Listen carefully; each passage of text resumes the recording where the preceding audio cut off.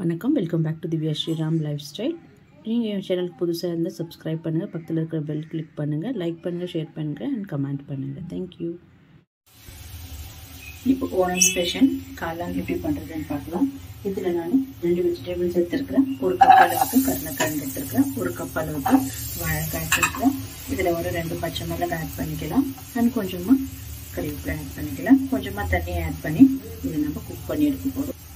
1 cup அளவுக்கு தண்ணி add பண்ணிக்கலாம். இது கூடவே கொஞ்சமாக உப்பு ஆட் பண்ணிக்கலாம். நம்ம இது வேணுமென்னா மஞ்சள் பொடி கூட ஆட் பண்ணிக்கலாம். இதில் கொஞ்சமாக உப்பு ஆட் பண்ணிக்கலாம். மிக்ஸ் பண்ணி எடுத்துக்கலாம். ஸோ இது 15 மினிட்ஸ் நல்லா இது குக் ஆகட்டும். இப்போது இதுக்கு ஒரு பேஸ்ட் ரெடி பண்ணிக்கலாம்.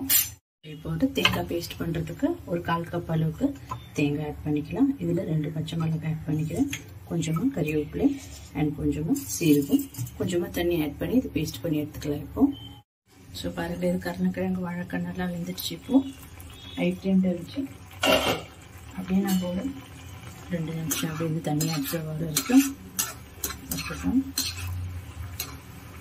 ஸோ தண்ணி நல்லா இப்போ அப்சர்வ் ஆகிடுச்சு.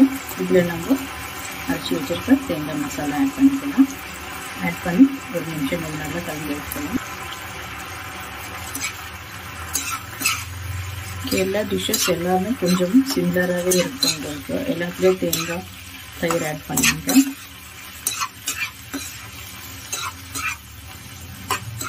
ஸோ இது 2 நிமிஷம் இருக்கட்டும். இது பச்சை மிளகாய் ஒரு பச்சை வாசனை போட வச்சு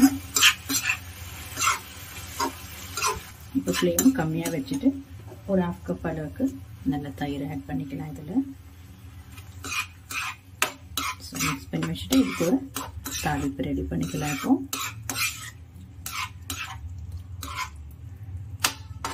இப்போ தாளிக்கிறதுக்கு இதில் கொஞ்சமாக தேங்காய் எண்ணெய் ஆட் பண்ணிக்கலாம். ஸோ எண்ணெய் நல்லா ஹீட் ஆயிடுச்சு. இதில் கொஞ்சமாக கடுகு ஆட் பண்ணிக்கலாம், கொஞ்சமாக சீரகம் அண்ட் 2 காஞ்ச மிளகாய் கட் பண்ணி ஆட் பண்ணிக்கலாம்.